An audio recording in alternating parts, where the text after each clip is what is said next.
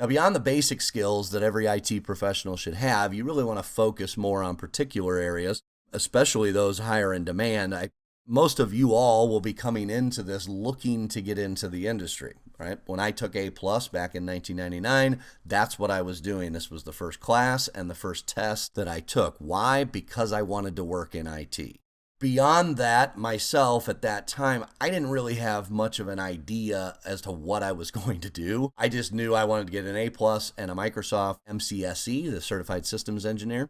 And then I would, kind of figure it out. If I had to do it again, I would probably have focused more at the start, albeit that, having a wide base has been advantageous to me, but it has been extremely advantageous for me to become focused. So if you're coming in and you're looking into the industry, then I would highly suggest you look around, go to Indeed.com, go to ZipRecruiter, go to Monster.com, go to these job sites and just look in your area. This is one way of doing it. Just look in your area for the current jobs that are available in IT, and also look at what skill sets they're looking for. What certification requirements do they have, if any? Okay, now a lot of these are going to have actual work experience, and you may or may not have that, right? So I understand that these aren't all necessarily positions that you would even apply for or get, but it still can be used as a bit of research, right?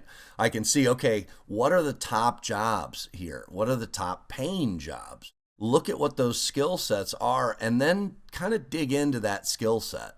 Okay. Now you're not going to know completely right out of the gate what you want to do. Security is a hot topic, but what do security analysts really do? Somebody who's dedicated to security, they actually do a lot of paperwork. They do a lot of risk management. They do a lot of risk analysis, threat assessments. They develop those plans for the organization. They do a lot of monitoring of traffic to decide what's good and what's bad, albeit through the help of both hardware and software. Is that something you want to do? Maybe you want to go be further than that. And so you get in and you see, in information security, there's this little niche called ethical hacking and penetration testers. These are companies, often outsourced companies, that attempt to break through the protective mechanisms that an organization has in place. That can be fascinating work if it's something that you are interested in. But like I said, look at the skill sets, look at what is involved, and then kind of, do I want to get into this? Unified communications technologies, convergence. This would be things like voice over IP, email communications, instant messaging communications, that kind of thing. Network operating system knowledge. You definitely want in-depth. Whether you get in-depth on Unix and Linux is completely up to you. I will tell you to this day, I am not in-depth on Unix and Linux. I have installed several Linux distributions. I have used them minimally. I've been called upon to work on Linux machines, to perform some particular task, and I've had to go do research on the internet to do it because I don't use it every day, nor do I need to. Windows is personally where my in-depth network operating system knowledge is. And I started with Windows NT back in the mid-90s, and I'm now on Windows 10 and Windows 11 and Server 2019 and Server 2022. They just keep, they keep coming. The nice thing is the base of the operating system a lot of times doesn't change significantly enough, so you can build on that knowledge. Maybe you want to get into wireless network designs. Maybe you want to get into database administration. Maybe you want to get more into like data infrastructure, where we're dealing with virtualization hosts and VMs, clusters, and VM replication. Maybe I want to get into cloud computing. And so just to give you kind of a bit of my journey here, it was get started and get the top certification that Microsoft had, which is MCSE on Windows NT. Okay, right out of the gate, Windows 2000 had come, so it was time to upgrade. So I took a couple upgrade exams and upgraded my knowledge to Windows 2000. And I was really just dealing with kind of Windows networking software, Windows management within a domain environment. That's what I dealt with for really a couple of years.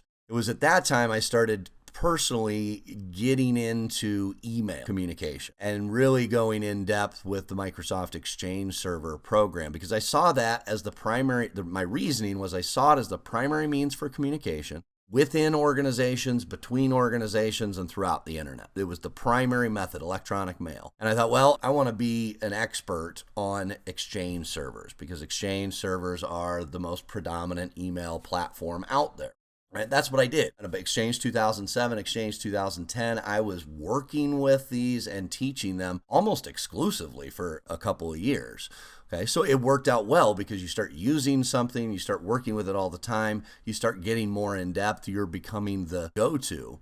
And then the writing was on the wall a bit because Microsoft's pushing everybody to migrate to the cloud, to Office 365, which is actually Exchange. It's just Exchange online, not Exchange on premises, not in the customer's network. And so I transitioned my knowledge, or built upon my on-premises knowledge, and added Office 365 in the cloud.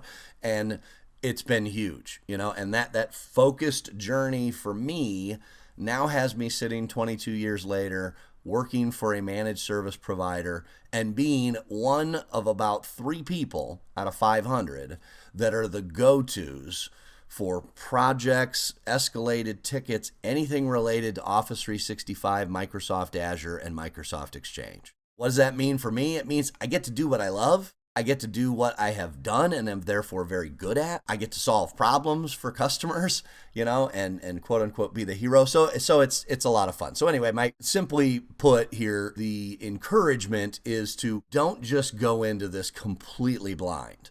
Okay, try to look and have some sort of goal as to this is where I'd like to see myself. This is where I want to see myself in 2 years, 5 years, 10 years, and then I can develop a plan to actually achieve that goal.